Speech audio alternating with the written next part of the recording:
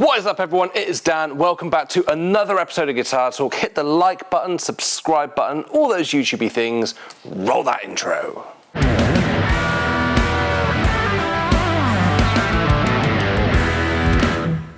What is up, everyone? So today we are looking at the Epiphone Joe Bonamassa 1955 Les Paul Standard in Copper Iridescent.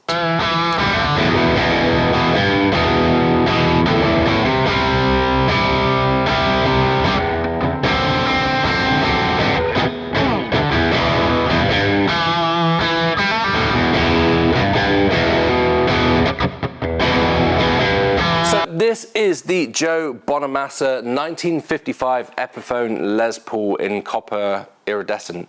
It is based on a very, very rare Les Paul. I think they only made like maybe 3 of them in this color in 1955, and from what I understand, Joe owns 2 of them. So bringing this back under the Epiphone banner and putting this color scheme on it is very, very cool. And what's more as well is it is a lot cheaper than recent iterations of Epiphone signature guitars. So that is what this guitar is based on. Let's dive into some sounds and specs.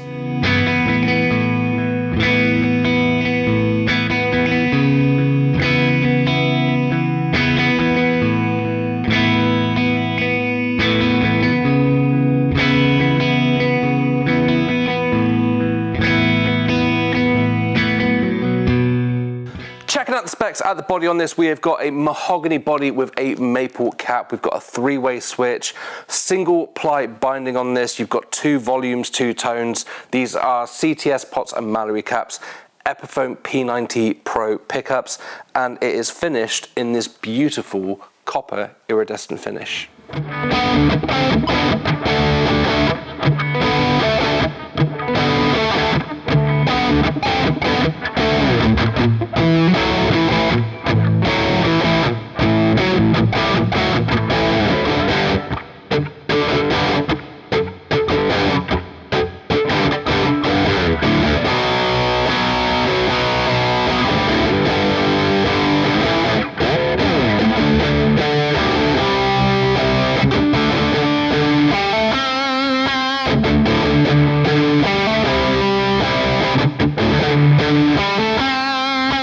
To the next side of things on this, we've got a mahogany neck with a bound laurel fretboard, 22 frets on this, Epiphone Deluxe tuners, 12-inch radius and a 24.75-inch scale.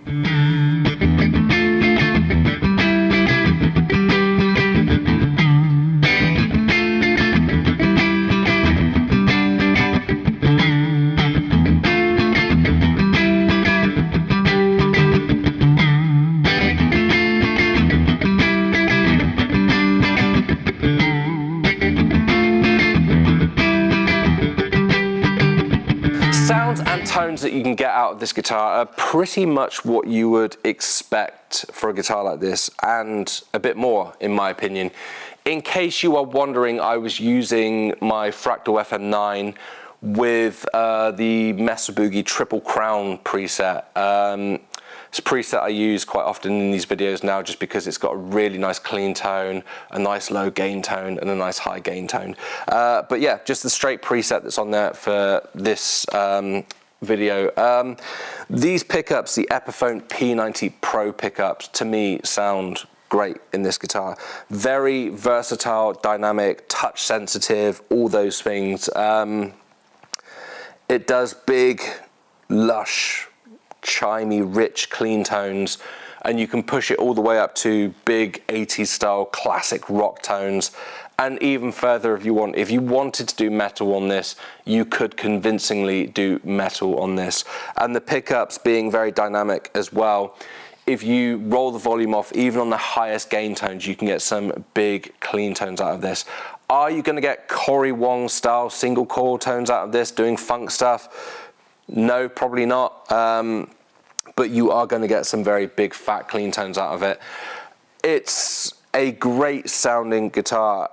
For two P90s, I think the older I get, the more I'm appreciating that not just these pickups, but P90s in general are just the ultimate versatile pickup for lovely clean tones, big kind of dynamic overdriven tones, and just cleaning up so well. So this is just an absolute workhorse of a guitar, in my opinion, that you can get some great tones out of.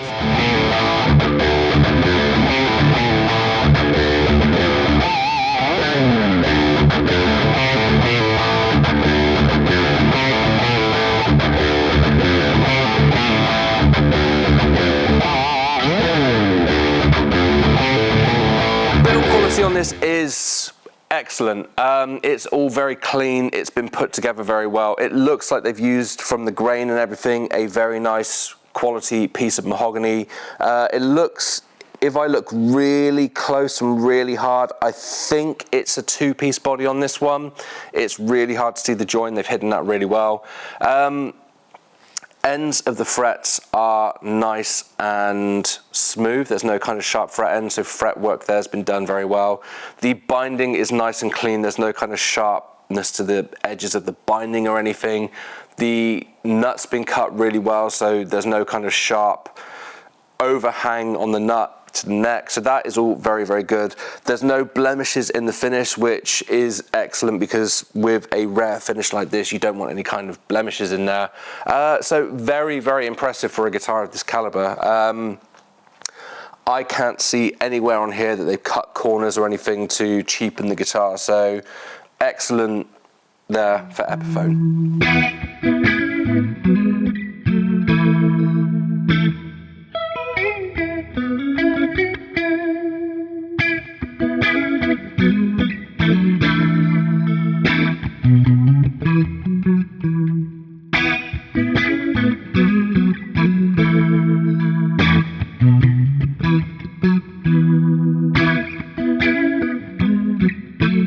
Setup on this guitar is where I found issues. I filmed a little bit on my mobile phone so you could see exactly what it was like when I got it out the case. The action, I didn't have like a little steel rule with me to measure the height of the strings when I got it out, but what it looked like to me is the bridge pickup was not installed properly, so it was right up in the air, and whoever set this guitar up before they sent it out, rather than adjust the pickup, they adjusted the bridge so that when you held the strings down, it didn't hit the bridge pickup, which meant the action was way, way too high. So anywhere you played on the neck, the intonation was out. The neck pickup just sounded lifeless and just low output, like lower output than it should be, just because it was all set up based on the height of the bridge pickup. So I had to set the guitar up myself so that I could do this review for you, just because otherwise everything I played would have just been horribly, horribly out of tune, which these strings are not the best. They're just bog standard whatever Epiphone put on them. So I did stretch them in. I did have to keep tuning the guitar. I don't think that's the tuners. I think that's just the strings that are on here. If I put some D'Addarios on there or something and stretched them in and tuned it up, I'm sure it would stay in tune a lot better. So apologies if any of the playing clips are a little bit out of tune, but I did the best I could. I did keep retuning it. But yeah, setup out the box, terrible. 0 marks there for Epiphone. Like the frets have been polished, they're nice and smooth and everything, but it was set up for like slide or something, I guess you could say. I know I say this a lot, but at £800 in the UK, you should not have to do that yourself. This should come set up. I know some people say, if you want it set up, buy a Gibson or buy an American guitar or anything like that. Yeah, but then you're paying for the American prices, American build quality, American materials, all that kind of stuff. If you're buying a guitar from the Far East that is priced like a guitar from the Far East, especially at that kind of higher end of like £800 for a Far Eastern guitar, it should come set up. But yeah, now it's set up, plays very, very well, but out of the box, 0 marks.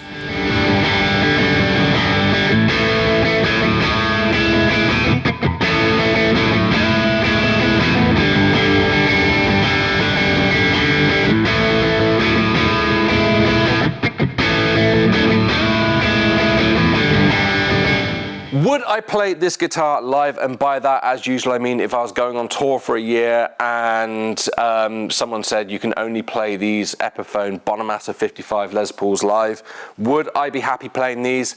I could play these all night long. I would love a slightly slimmer neck, but obviously it's got the 59 style neck on here.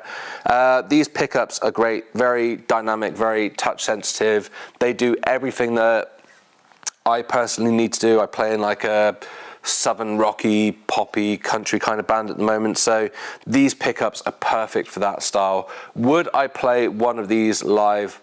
Absolutely no problem at all.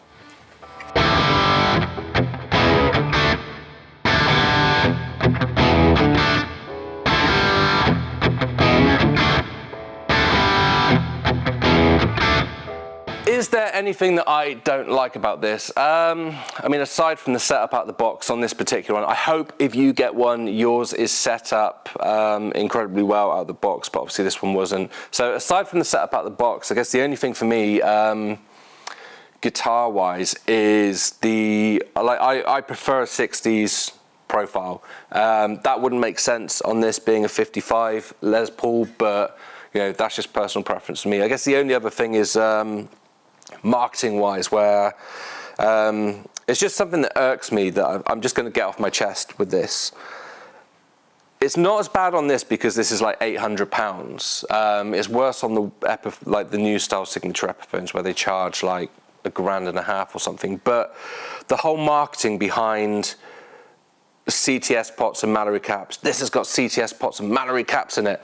I had a look, and you can buy Mallory caps for like £1.50 for a set of them as well, or some places £1.50 per cap.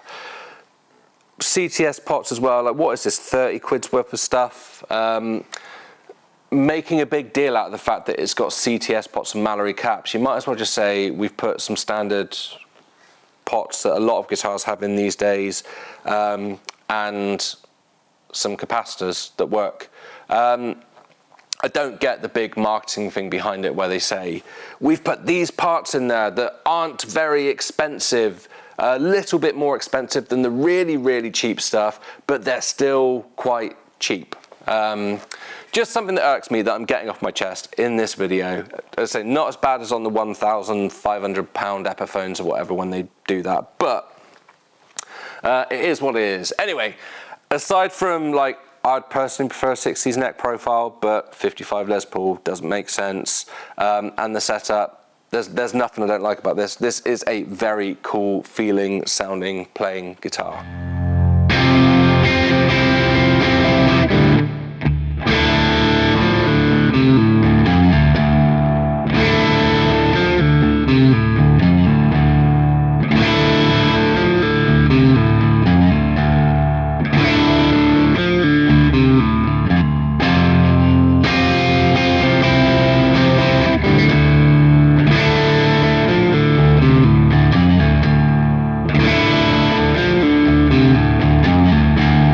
The guitar worth the money at $799. Yeah, I think it is. It's been put together very well. It feels really good quality. The finish is very, very cool on this. I love this finish. I would love one of this on one of my PRS guitars. I think it looks great in the light. It changes color depending on how close you get, depending on what lights are shining on it. Like to me there it's brown, there it's red. You move it a bit more, you can see the gold coming through. I love that. That's really cool. It comes with the standard like brown Epiphone Joe Bonamassa branded case.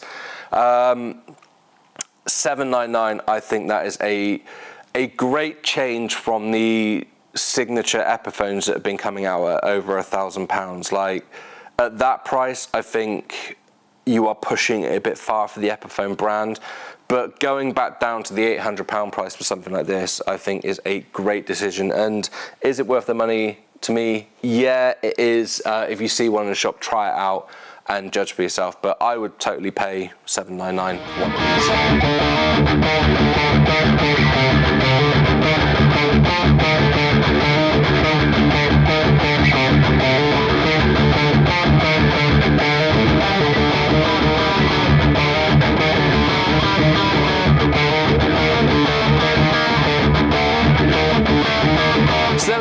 is the 1955 Epiphone Joe Bonamassa Les Paul Standard and Copper Iridescent. Very, very cool guitar. I like this a lot. If you do find one, they seem to be a little bit thin on the ground at the moment. We got ours direct from Gibson with our own monies, by the way. This is not a sponsored video. These are my opinions and no one else's. If you can find one, try one out, because I think it is very cool, especially where they've put it at the price point that they have. One thing as well that I want to note that's very, very cool that I like is they come with this Gibson style leather fold out thing that's got a picture of Joe with the guitar and a certificate. Just a nice little touch that was missing from things like the Greenie, where it was just the guitar and the case and that's all you got. Just a little touch like that. Very, very cool in my opinion.